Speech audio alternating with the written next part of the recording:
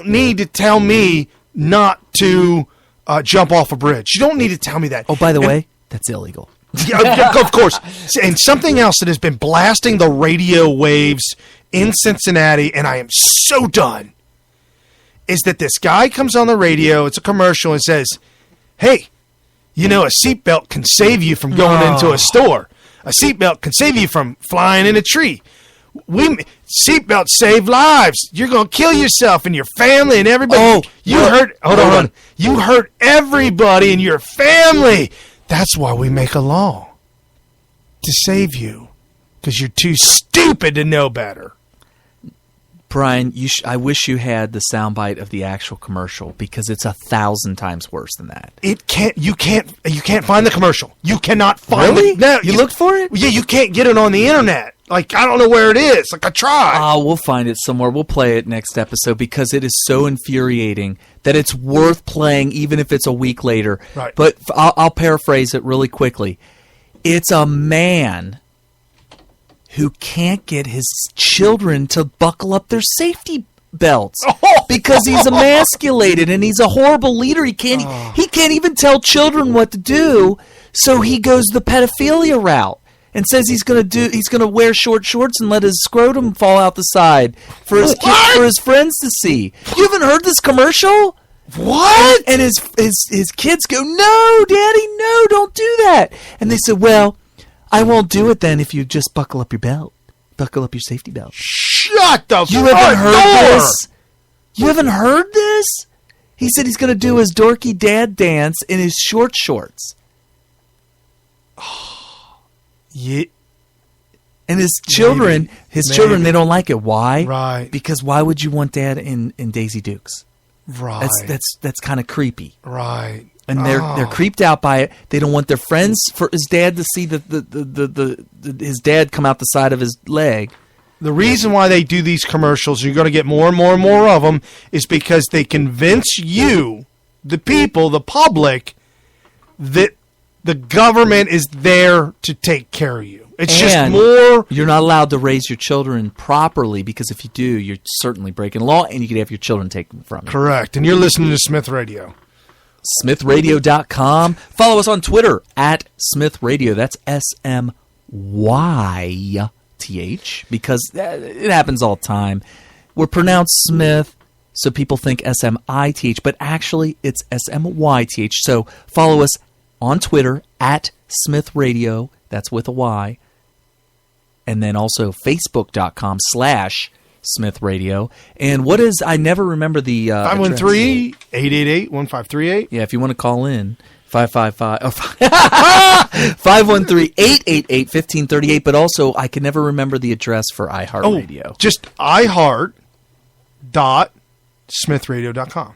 Oh, that didn't sound too hard. Yeah, iHeart. So you want to go to iHeart, just type in iHeart. So instead of iHeart.com, right, you do iHeart.smithradio.com. Yep. Okay, well, that's easy to remember. And so I thought this was kind of unique. I think this might be on Varney and Company, but check this out. The greatest comeback for anybody that says anything about Trump, bankruptcy, bad things in the past, yada yada. I was floored and I was shocked because it is absolutely just common sense. Duh. So check this out. Vulnerability for his past bankruptcies. He has some vulnerability because he's not released his tax returns. The man has vulnerabilities, and Hillary is going right at him. Do you think that there has no impact whatsoever? That you can't lay a finger on this guy? No, I don't think so at all. We all know he has a $10 billion empire. I mean, even when they argue about it in the press, they say, well, we think it's only $7 billion or $8 billion. But quite frankly, if it's got a B in front of it, a billion, we know he's successful. And we know he has Trump resorts all over the world. He's doing very well. So when you look at somebody that is a major success, look, he's in the game. He's playing. Tom Brady doesn't throw a touchdown on every single pass. He has some interceptions, sprinkled in. And with some of the companies, when the politics get too bad in one area, you pull out, like they did in the New Jersey casinos. But at least he's in the game. Thanks to Christie. To see somebody like Hillary Clinton, who's lived off the taxpayer dime her entire life, who's never run a business or hired anybody, to criticize those people who get in the game, who start a business, and who hire people and build the economy, I think it's just despicable. He's in the game. He's been in the game all his life. Look we talked about Pete Rose and how many he's been struck out like 12,000 at bat, 12,000 at strikeouts, 12,000 at bats. I mean, it's just phenomenal. And he's only got 4,000 hits. Right, which is more successful than any other batter in history. Yes. So yeah, I mean, it's the name of the game. There's this this thing that's creeped in since the turn of the 20th century that's gotten worse and worse and worse in America, and that is that failure is so bad. You know, in boxing, which you bring up boxing, in boxing, that one first loss that a boxer gets is worth millions. It costs that boxer millions. If you can bring two boxers that are both champions into the ring together, that are both undefeated, you're going to have $100 million fight there. Oh, Floyd Mayweather? Who are you talking about? No, Tyson. Oh, Mike Tyson? Man, he was drawing big money there towards the end. I mean, you mean before his loss? Yeah. Yeah. I mean, it's all about the zero. But I think it's a fallacy because... Absolutely. You know, I mean, and even when he did lose, he was still, really good and all that. And then there were other great boxers who went long stretches undefeated, and then when they lost, they bounced back and everything's fine. Oh. But it's more George Foreman. Oh, man, when he lost to Ali... and then came back and won the championship. They're like, he's done. He's like 50 or something like that. He's the oldest to ever come back for a championship. Yeah. And not be punch drunk. Right. And did you know that he is the richest athlete ever? I can't believe that. Yep. No. Foreman Grill. That was it? I mean, I'm thinking Jordan with the Nike endorsements and all that kind of stuff. They're saying the Foreman Grill. And I can't believe it. And he didn't invent that. He just put his name on it. But he got in the commercials and sold it. Yeah. He also did the Meineke. Yes, he was in the Meineke. No, I'm not going to bail out for my muffler. And he shake his fist like he's going to punch him. Yeah. Which you can't do that nowadays. Yeah, only in the 80s can you do it. It might have been early 90s. I can't remember. Oh, every once in a while they play that song on the radio, Dire Straits, Money for Nothing. Yeah. And they say in that song there's a line that says that FAG, he gets it for free, FAG, And they say it like 2 or 3 times He's back a to millionaire back. Or something like that. Right. Yeah. Dude, I can't believe they let them slide on that. Sometimes on the radio, they'll actually do it uncut. See, I listen to it in the middle of the night. Okay, so that's why. And during the day, they can't play that song. But there is an edited version where it doesn't say that. What? But the funny thing is I don't think when he said the F word, the FAG word, I don't think that he was saying it as I don't think he was describing a gay person. No, because back in the 80s, when you would say, man, quit being a fag, you didn't say that to your buddy as if your buddy was a fag. You weren't saying it like he was actually a homosexual. It was just one of those terms like, man, you're being a sissy. Quit being a sissy. Yeah, but sissy now, you can't even say that. Oh, wow, how far have we come? Well, you're not allowed to say anything. That's why there's this backlash with the political correctness. Oh, wow. All right, you want to hit up on this lady? Which lady are we hitting up on? The Katie Uncurrick. Okay. You want to hit that? On the last page at the bottom. So Katie Couric did a hack job. Oh yeah. Do you got the soundbite for that? I do. Okay, so let's set this up. Yeah. Oh, and I've got a surprise for you. I've got the unedited, uncut, raw soundbite. Okay. I've got her edited, and I got the raw soundbite too. Okay, so basically, if you've ever wondered about bias in journalism and all that kind of stuff, Katie Couric had created a documentary, and she currently works for Yahoo News, which seems like I don't know if she's trying to head everybody off at the pass and think that the future of news is in the internet. Yahoo. What's in Yahoo? Well, not just Well, yeah. Well, there's that problem, but Yahoo's always been extremely liberal biased.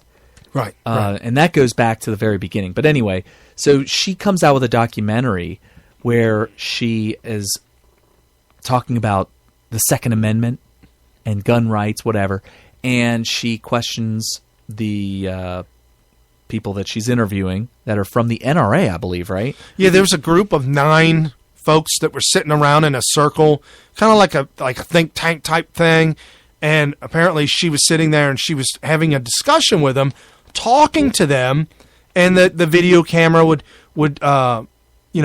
juxtapose or cut from one person's face to another person's face to kind of get their look. And she was asking a question. Yeah, so one of the teasers to her documentary is a question that she asked that seemingly stumps these guys so bad. It is so telling the way these guys react. Right. So you'll hear her ask the question, in the soundbite, their reaction will come right after her question, but we will not interrupt until... Yeah, we'll let you hear exactly how these guys react. Oh, it cuts to the question. It cuts to the sound of a gun clicking. So once you hear like metal click gun, then the soundbite's over. So you'll hear their whole thing. Okay. Let me ask you another question. If there are no background checks for gun purchasers, how do you prevent felons or terrorists from purchasing a gun?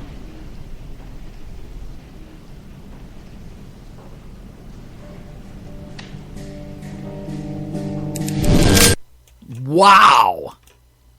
They were stumped. Was that a rhetorical question? You would think that she would say, well, don't you have an answer or something? I mean, wow, those guys were... That was a great question, Katie. It was great question. So huge that there was Their silence was deafening. Yes!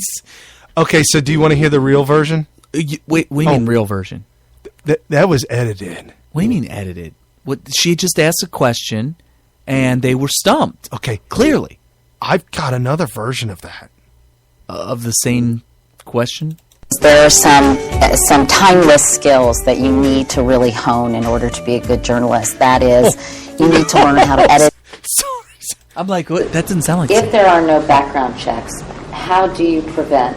I know how you all are going to answer this, but I'm asking anyway. She didn't if there are no background checks for gun purchasers, how do you prevent felons or terrorists from walking into, say, a licensed gun dealer and purchasing a gun? Well, one, if he's you're talking. not in jail, you should still have your basic rights, and you should go buy a gun. So if you're a terrorist or a felon? If you're a felon and you've done your time, you should have your rights. Well, the fact is, we do have statutes, both at the federal and state level, Sounds like they're that answering this. prohibit classes of people from being in possession of firearms. If you're under 18 in Virginia, you can't walk around with a gun.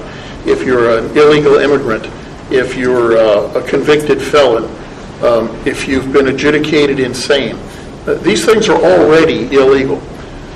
So what we're really asking about is a question of prior restraint. How can we prevent future crime by identifying bad guys before they do anything bad?